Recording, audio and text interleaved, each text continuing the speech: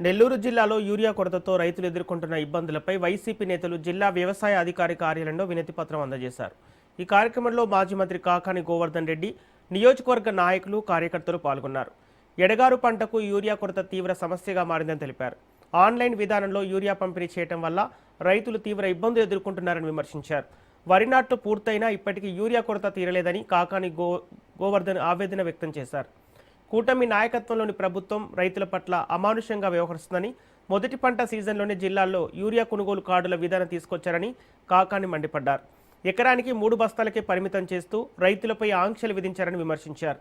Urea బస్తాలను కొందరు TDP నాయకులు బలవంతంగా తరలించి బ్లాక్ మార్కెట్లో విక్రయిస్తున్నారని ఆరోపించారు.